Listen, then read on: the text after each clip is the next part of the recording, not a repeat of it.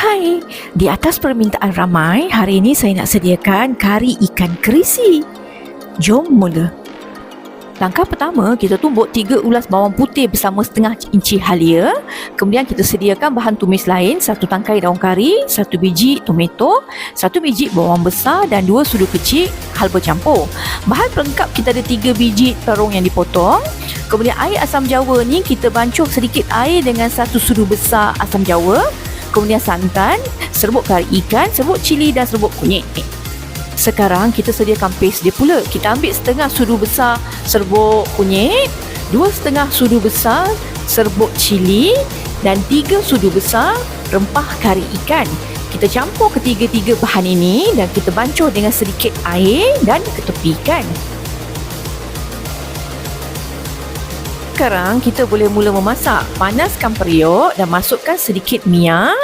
Dan seterusnya kita masukkan halba campur dan kita tunggu sehingga ia crackle. Next, masukkan ke semua baki bahan tumisan dan berserta dengan garam, kacau sehingga bahan-bahan ini layu.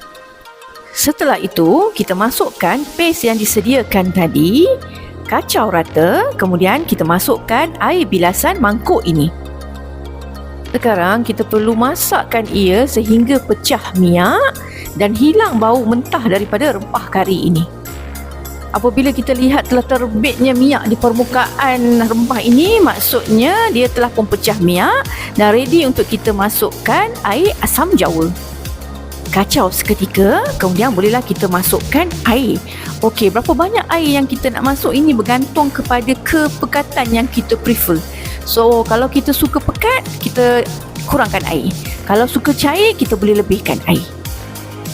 Next, kita masukkan ke semua terung yang dipotong tadi bersama dengan sedikit garam.